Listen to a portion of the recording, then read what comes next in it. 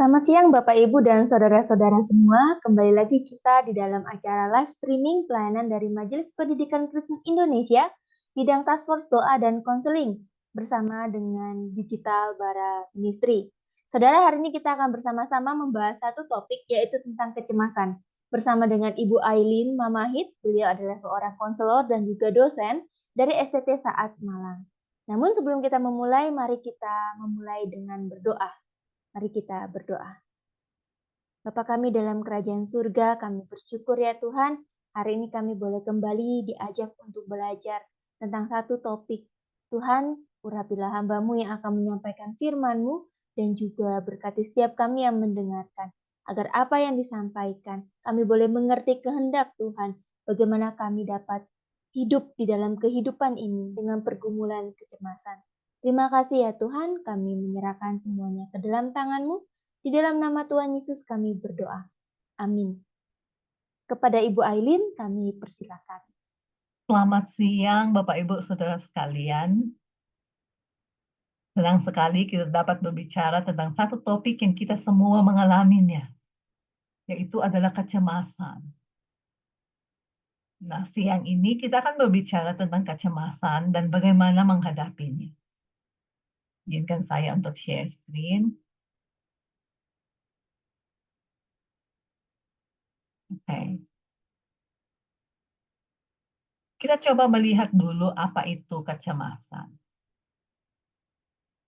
Kecemasan adalah respons alami tubuh kita terhadap stres atau terhadap peristiwa tertentu.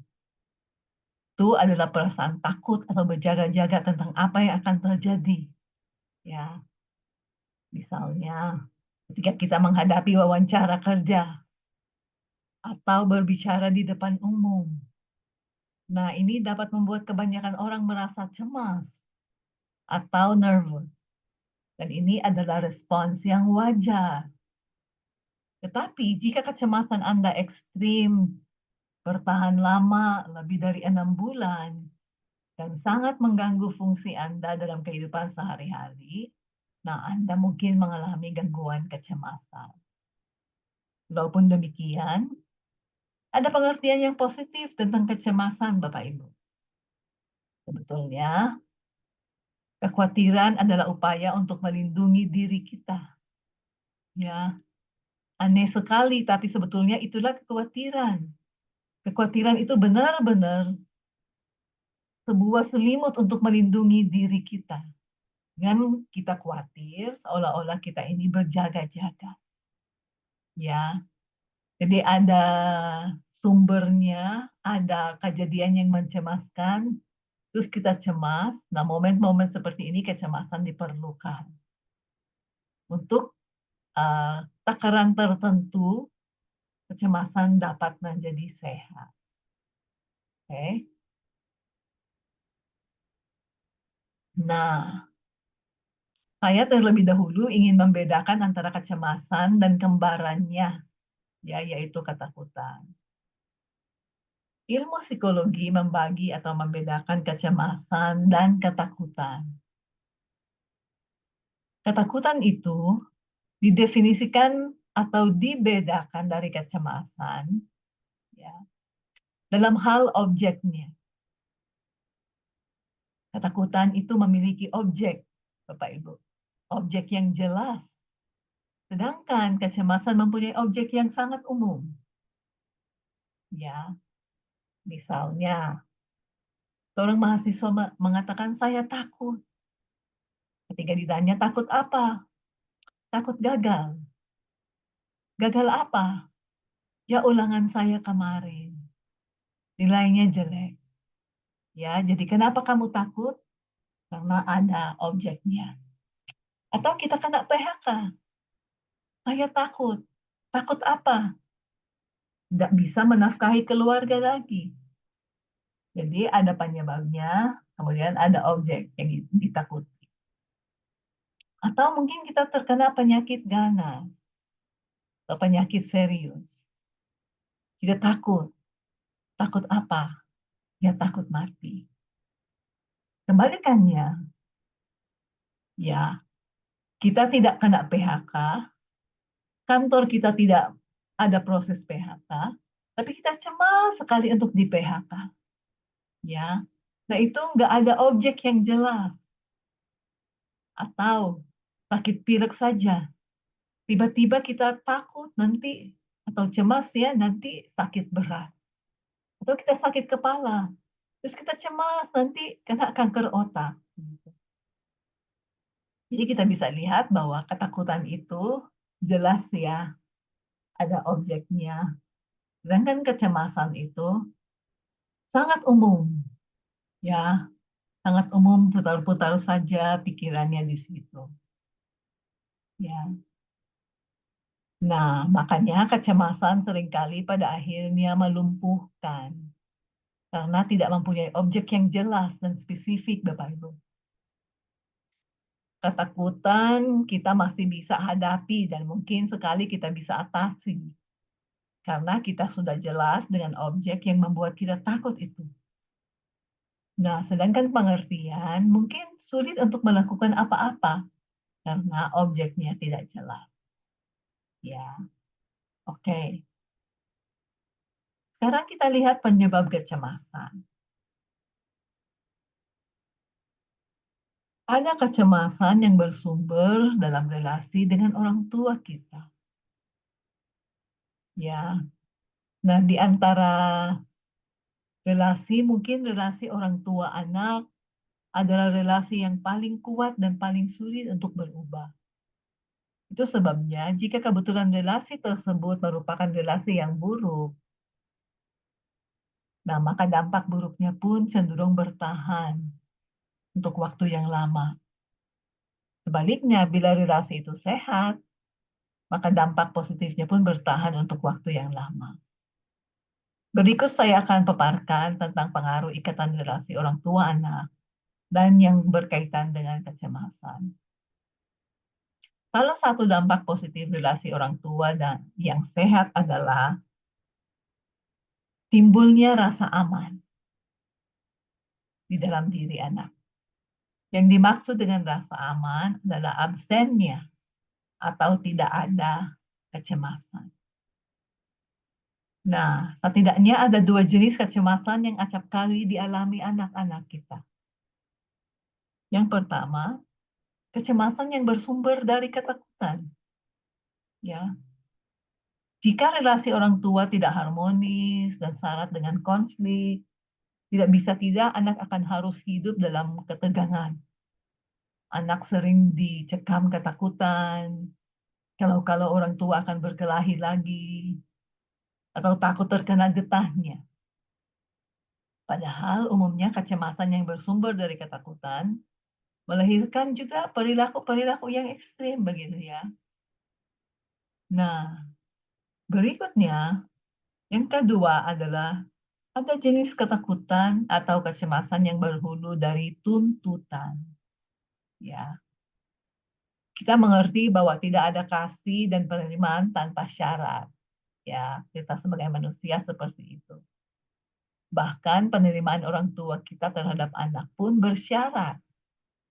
Dalam pengertian, orang tua mengharapkan anak untuk taat dan bersikap baik dan hormat kepada orang tuanya dan sebagainya. Dan tidak bisa tidak penerimaan orang tua terhadap anak sedikit banyak dipengaruhi oleh perbuatan anak, betul ya. Namun ada orang tua yang berharap terlalu tinggi pada anak, menyebabkan anak gagal mencapai tuntutan. Dan kegagalan demi kegagalan membuatnya menganggap diri sebagai kegagalan. Tidak memenuhi syarat. Ia senantiasa merasa dievaluasi, dikritik, begitu ya. Dan ya sayangnya hasil evaluasi selalu buruk. Pada akhirnya ia menyimpulkan bahwa dia adalah orang yang tidak cukup baik. Sebaliknya ia merasa diri buruk. Nah, persepsi yang seperti ini membuat dia merasa terpuruk dan terus-menerus cemas. Kalau dia dinilai oleh orang lain atau dia tidak mencapai tuntutan orang tua. Oke. Nah, Hal seperti ini menimbulkan kecemasan di dalam diri kita. Berikutnya, nah, jadi kita bisa lihat ya, bagaimana kecemasan itu berkembang. Ya, sumber kecemasan yaitu ketakutan atau kegagalan memenuhi syarat dari orang tua kita. Pada akhirnya, keduanya membuat anak merasa tidak aman. Perasaan tidak aman melahirkan kecemasan. Tetapi kecemasan menghilangkan ketentraman dan rasa aman, betul ya.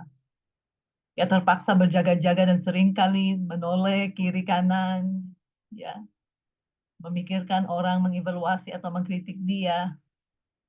Nah, jadi disinilah timbul perasaan tidak aman dan melahirkan kecemasan.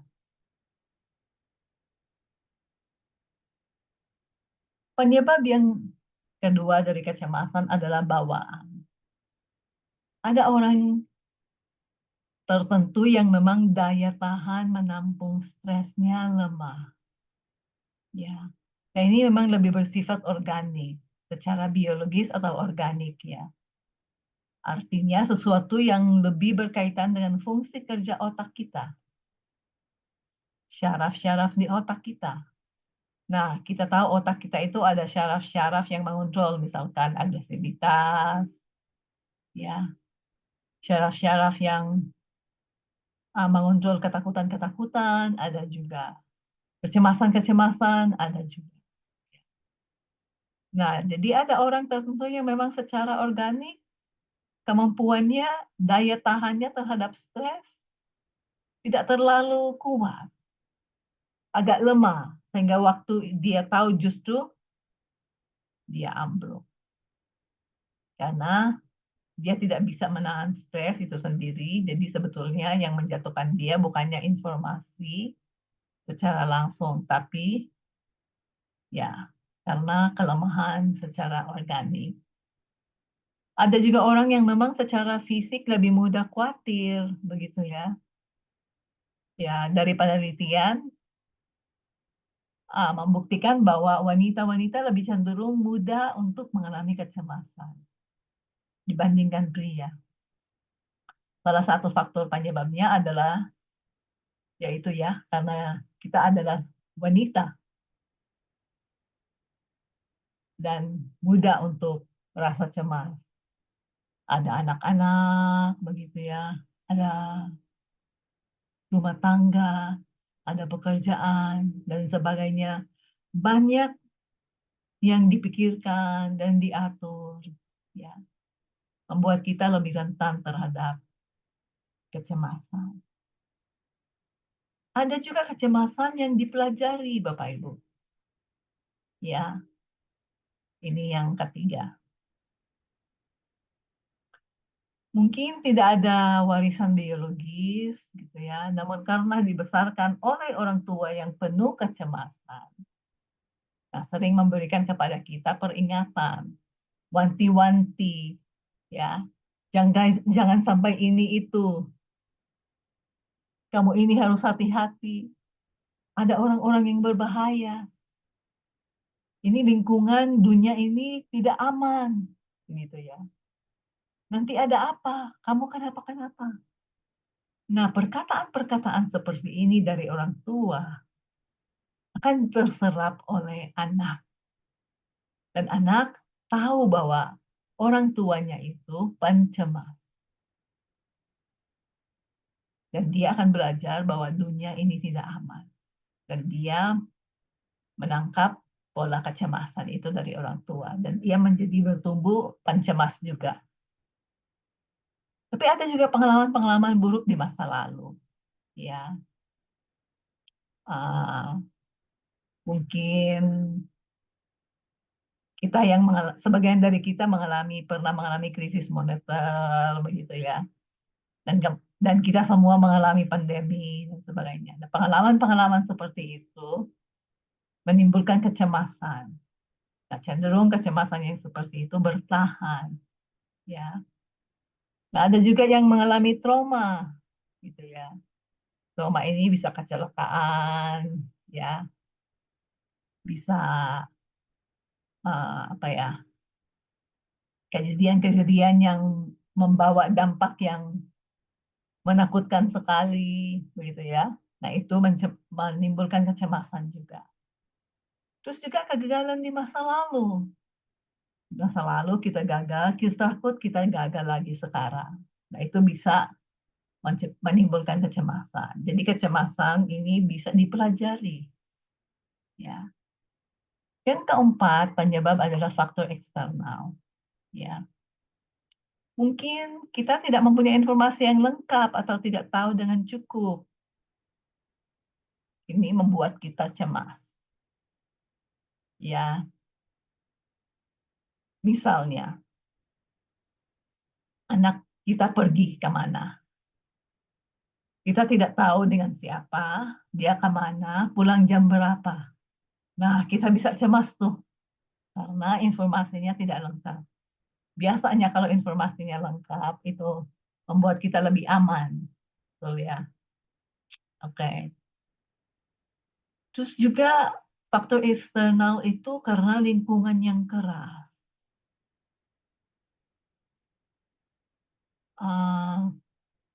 Kita dibesarkan di lingkungan yang sangat keras, orang tua suka marah-marah, atau di daerah kita itu memang orang-orangnya keras-keras, begitu ya. Nah, ketika kita mendengar teriakan yang keras, begitu ya, kita bisa ketakutan, walaupun kita sudah tidak berada di lingkungan yang seperti itu. Ya, ya,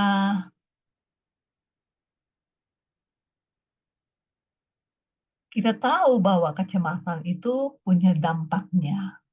Ya, dampak kecemasan bisa dibagi dalam kadarnya. Ada kadar yang lebih ringan, paling ringan ya, yaitu membuat kita orang yang lebih hati-hati.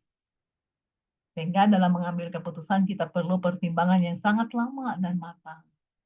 Baru kita mengambil keputusan. Ya. Berikutnya yang ringan, ya.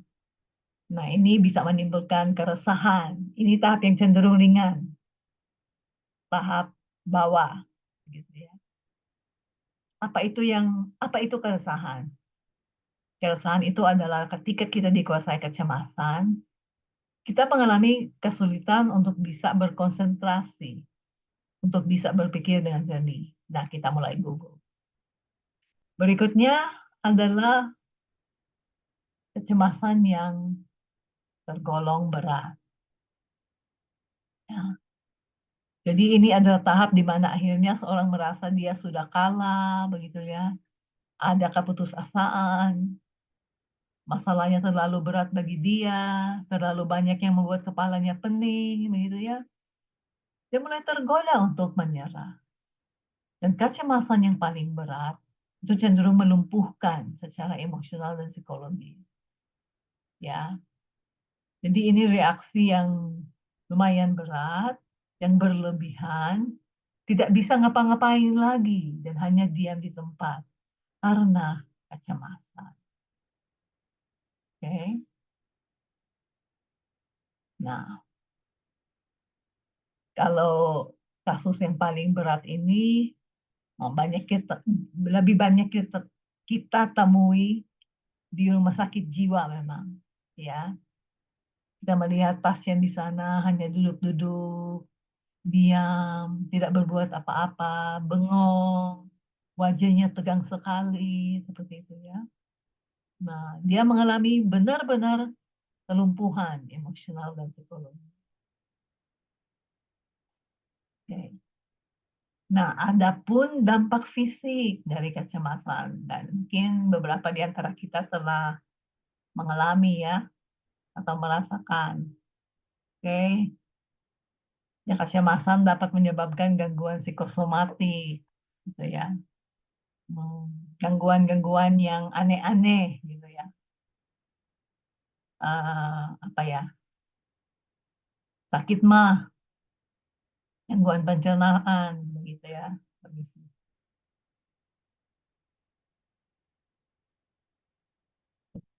gangguan tidur, sulit untuk tidur, terus masalah kulit, gatal-gatal, merah-merah, bentul-bentul, korengan, yang sulit untuk dihilangkan oleh obat-obatan.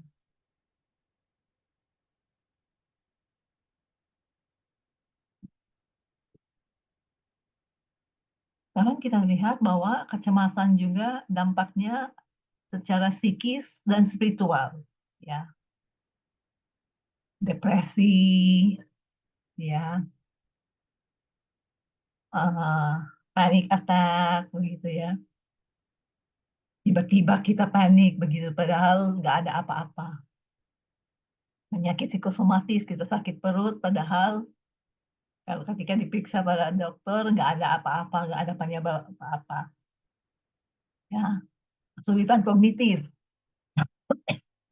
kesulitan mengingat, sulit konsentrasi, mengambil keputusan, masalah kerohanian juga.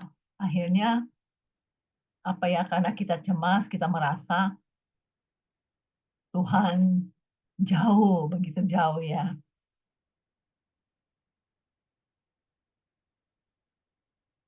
Begitu ya. Oke. Nah, selain itu,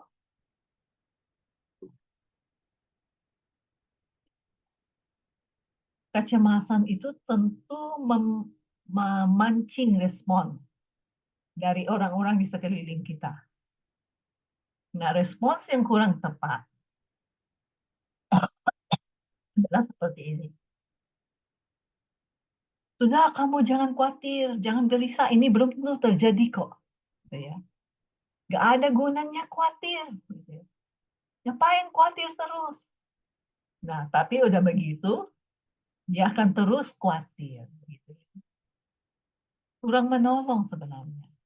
Nah, respons yang baik adalah begini nih, mendengarkan, kita dengerin dia, perlahan-lahan munculkan bukti konkret. Kenapa kamu khawatir? Gak perlu khawatir, begitu ya. Cari tahu cara untuk menenangkan dia, ya.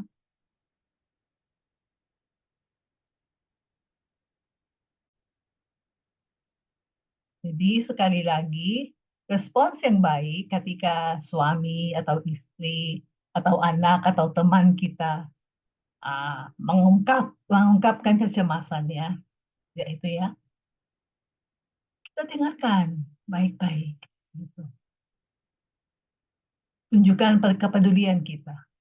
Kemudian perlahan-lahan munculkan bukti konkret, mencari tahu cara untuk menenangkan dia. Itu yang lebih menolong mereka yang cemas.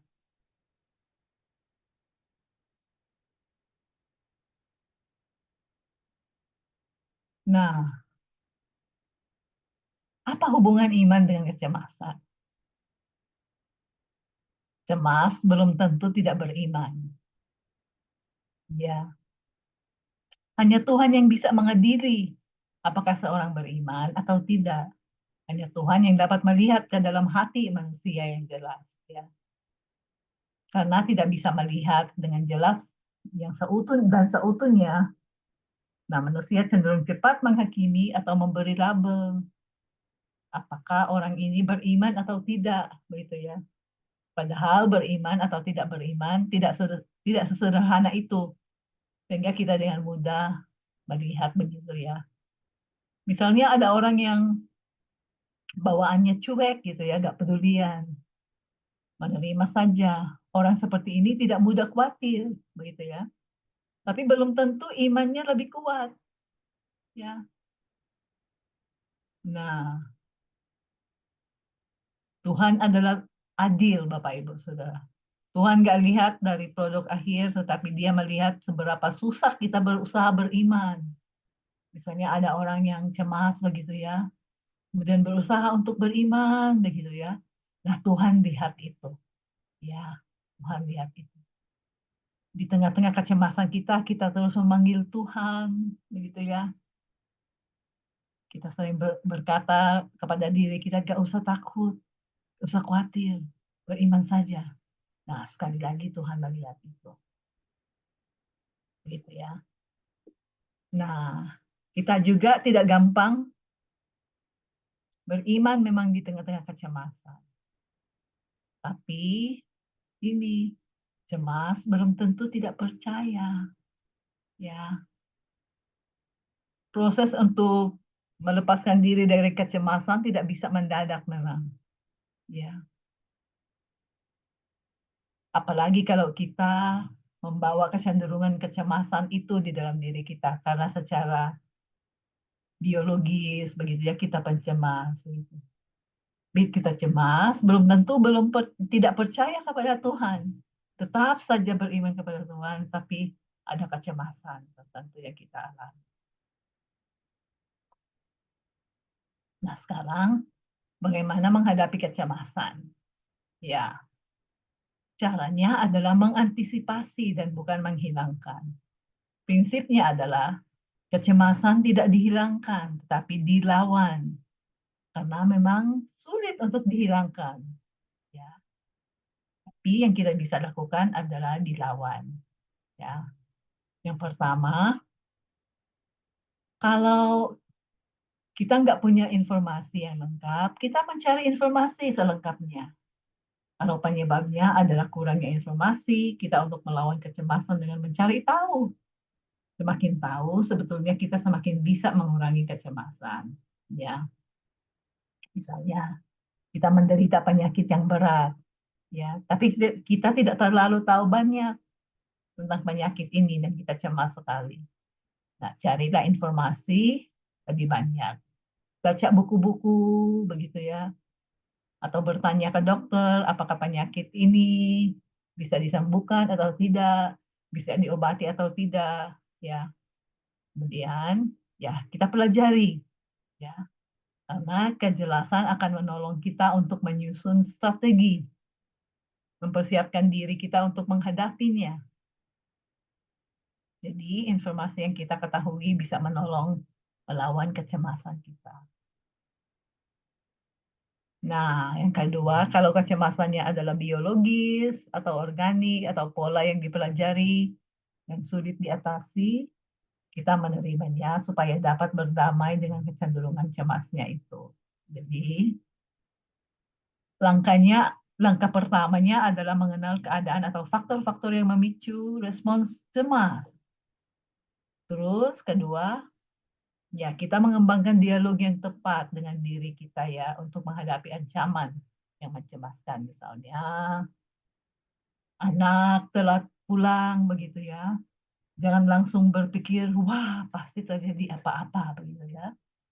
Ya, kita pikirkan begini, ini pernah terjadi dan anak saya pulang baik-baik saja. Ya, saya bisa melewatinya. Tidak apa-apa, tidak terjadi apa-apa gitu ya. Jadi kita berusaha untuk melawan pikiran-pikiran negatif dengan positif. Ya. Kemudian kita mengenal suatu ambang batas untuk kejadian-kejadian yang mencemaskan. Bukan sesuatu yang sempurna, tetapi yang kita dapat capai adalah ambang batas ini, Bapak Ibu ya. Misalnya, biasanya kita akan telepon anak kita berkali-kali, kamu di mana? Sama siapa? Jam berapa ini? Gitu ya. Nah, kalau ambang batas ini adalah sekali aja telepon, cukup.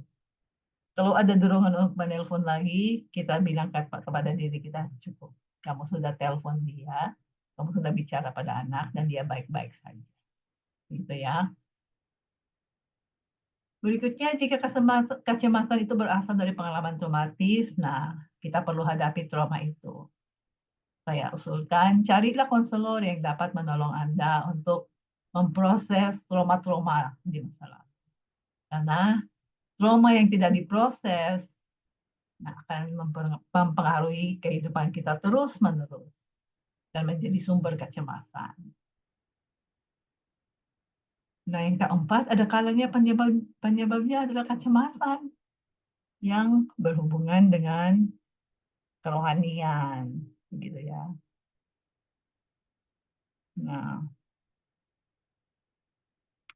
kalau ini adalah tentang masalah rohani, Nah, ini ya, kita hadapi, kita kenali apa masalah rohaninya, misalnya dosa, adakah dosa, ya, apakah kita jauh dari Tuhan.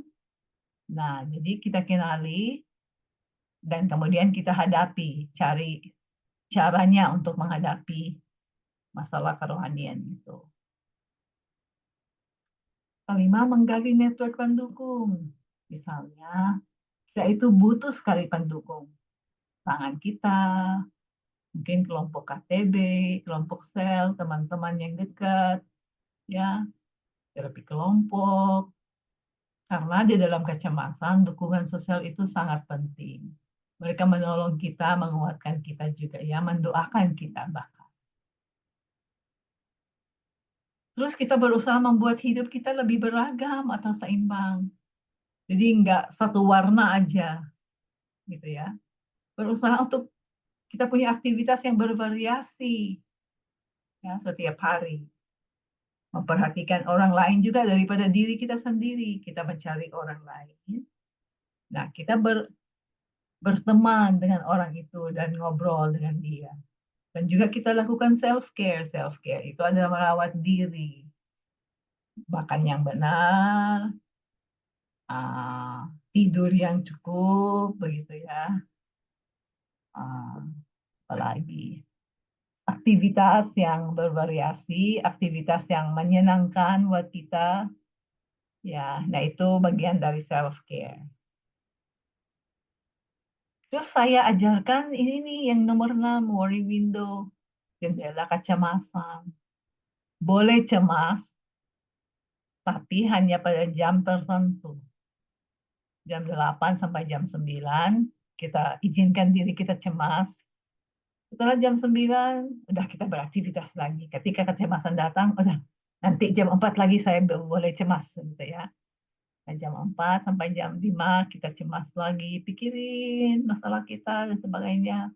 Setelah itu udah jam 5, udah beraktivitas lagi, masak dan sebagainya. Ya. Terus berikutnya adalah menulis jurnal, mencatat ketakutan-ketakutan kita, ya, mencatat ucapan syukur kita juga, menulis doa kita kepada Tuhan. Ini akan mengeluarkan kecemasan-kecemasan kita dari diri kita, ya, dan ditulis di dalam jurnal. Dan yang ke-8 adalah terus mendekatkan diri dengan Tuhan. Jika relasi dengan Tuhan adalah yang paling bermasalah, maka kita harus tangani ini terlebih dahulu. Jangan menjauh dari Tuhan. Ya. Kita juga memang harus mengakui adanya keterbatasan kita. Ya. Kita sangat terbatas di dalam iman. Ya. Nah, disinilah iman itu sangat-sangat dibutuhkan. Ya. Kita tidak menggantungkan diri pada situasi, tapi kita menggantungkan kepada Tuhan yang menguasai situasi. 1 Petrus 5 ayat 7 berkata, serahkan kekhawatiranmu kepadanya, sebab Dia yang memelihara kamu. Jadi Tuhan mengingatkan kita menyerahkan kekhawatiran kita dan tidak takut Tuhan marah karena kita cemas. Boleh cemas, tapi serahkan kepada Tuhan kekhawatiran kita. Justru kita katakan, Tuhan, saya khawatir. Sebutkan kepada Tuhan dan serahkan kepadanya. Sebab Dia yang memelihara kita dan Dia yang berdaya. Kita tidak bisa berdaya. Ya.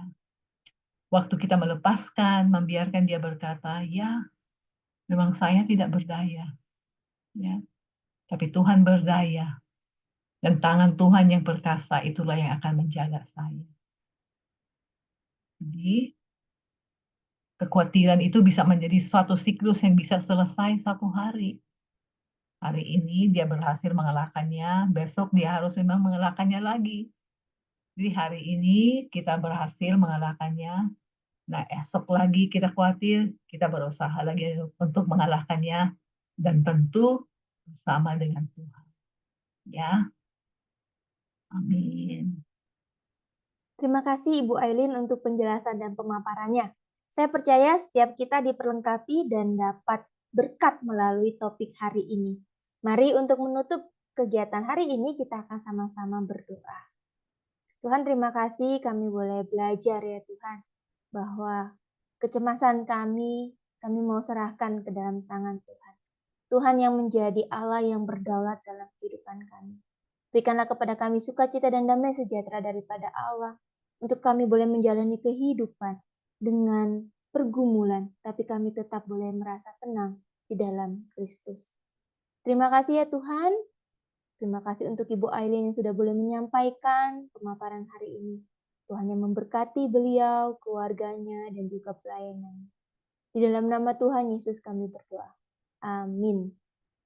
Sekali lagi terima kasih kepada Ibu Aileen yang sudah boleh meluangkan waktu dan juga ilmunya bagi kami semua pada siang hari ini. Terima kasih juga kepada Bapak Ibu yang sudah boleh bergabung bersama-sama belajar tentang topik-topik konseling dan juga tentang kesaksian doa yang dilakukan setiap Sabtu jam 11 siang. Saudara, sekian pertemuan kita pada siang hari ini. Saya Dian bersama dengan Ibu Aileen beserta seluruh tim Majelis Pendidikan Kristen Indonesia, kami undur diri. Sampai ketemu kembali Sabtu depan jam 11 siang. Selamat siang, Tuhan Yesus memberkati.